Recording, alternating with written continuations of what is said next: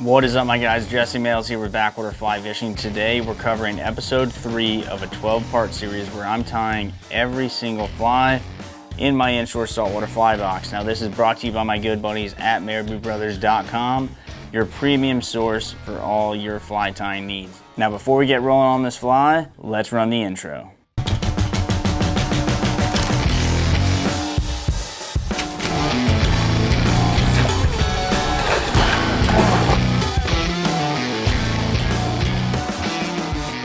Alright guys, now before we get going on this fly here, we're going to cover some questions that some people had during the last 2 videos. And these are questions during our coffee break where we ask you to leave comments in the comment section about this fly, about fly tying in general. Whatever questions you have, give them to me and I'll try and answer them. Now, the one that I get the most often is, what do I use for a weed guard? So I'm just going to show you guys straight up.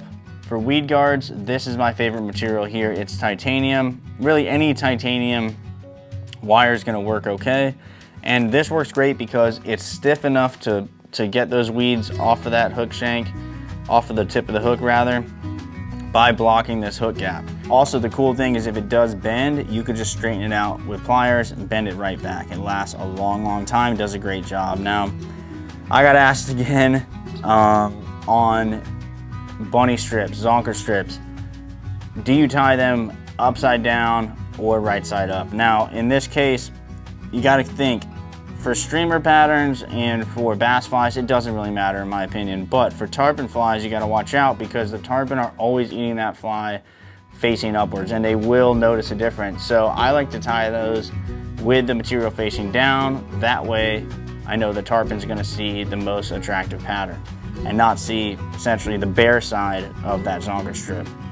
My buddies over at Tunnel Master Boatworks, they asked if I had any tips on how to be a better fly angler, and honestly, I have no clue. I'm still trying to figure it out myself. Oh, a lot of people commented and said, Jesse, that's a super sick video, super sick fly, but can you show us how you are fishing these flies? And really, that's a nice question, but it's not very practical because where I fish here is a lot different than the Panhandle, it's a lot different than Tampa, it's a lot different than the Glades, it's a lot different than almost everywhere on the East Coast.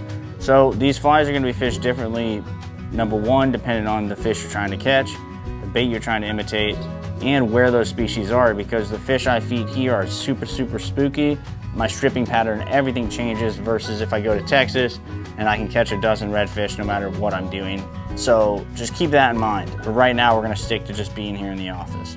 All right, last question was about tungsten beads, and episode 2, I tied this fly here and it has a tungsten bead to the bottom of the fly.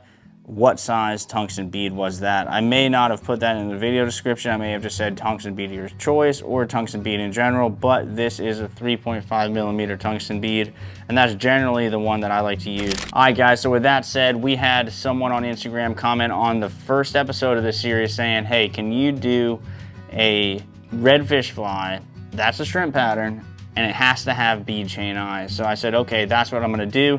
I do carry one of those, or a few of those in my box rather. Today we're gonna show you one that I really, really like. The thread we're gonna be using here is just 210 flat wax nylon. You're gonna see me use this on just about all my flies. So go ahead and run a nice bead of that right down the hook shank. And then go ahead and trim off that tag end. Whoops, trim it off properly. All right, now we wanna add this bead chain eye. We're gonna add it right up towards the eye of the hook. Make sure to do some cross wraps and then some underbelly wraps to secure those in place. Just like that, and move your thread back towards the bend of the hook. Now the first thing we're gonna do is add our eyes, and these are just black mono eyes from Hairline, okay?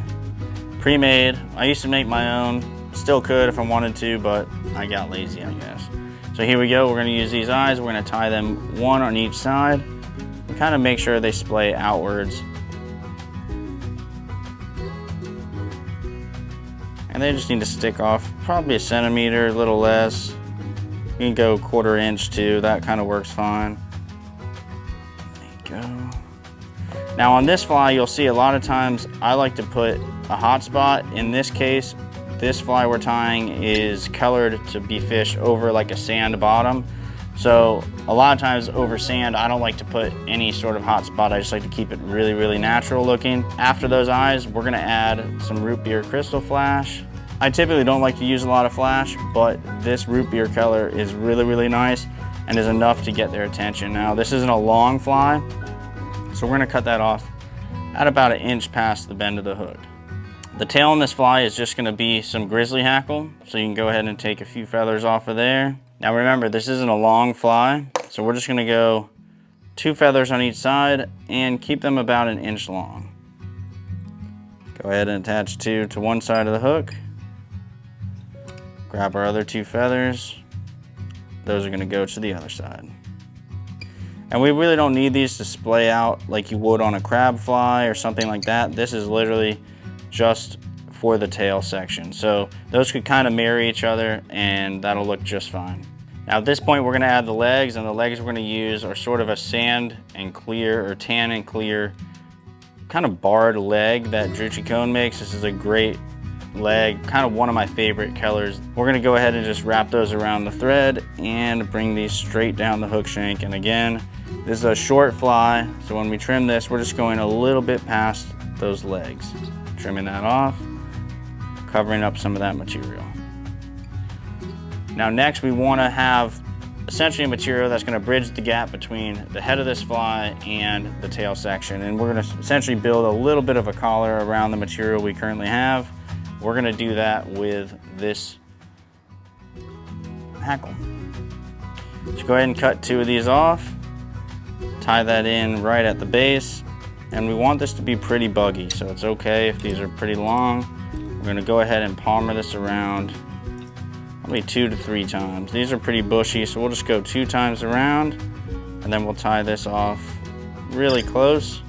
We want all these fibers bending backwards, okay? We don't want them kind of splaying up over towards the eye of the hook like that one. So we'll pull all these back and wrap these around.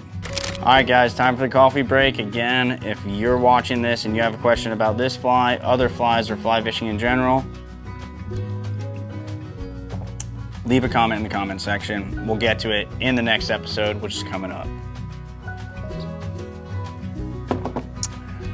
All right, now the last material here is gonna be just a tan medium Cactus Chenille, or Estaz, whichever is fine. This, you know, Estaz has a really cool look, but whatever you prefer is gonna be just fine here.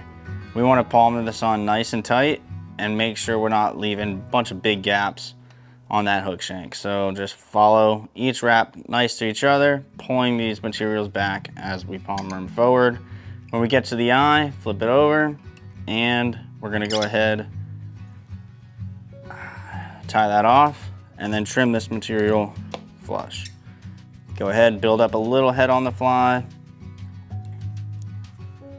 Now the next thing, really the last material, are some black and clear silly legs. So we're gonna take 2 of those and we're gonna tie 2 off of each side of the inside of the shank, facing backwards. And then we're gonna cover that up again with some thread wraps.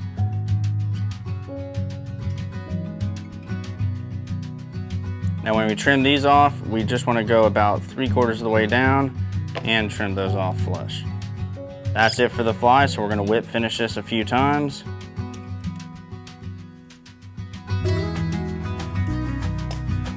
Trim off our thread. And lastly, we're finishing the fly, like always, with some Loon UV Thick. Go ahead and put that all over those thread wraps, and then we're gonna go ahead and zap that. And that's it for this fly, guys. Hopefully you've enjoyed it. Tie a few, give it a try. Don't forget, leave some comments in the comment section of this video, and we'll circle back to those in the next episode. There you go. That's it. Super buggy, great size for redfish, great size for bonefish, and all around awesome fly. All right, guys, stay fishy. Thanks for watching.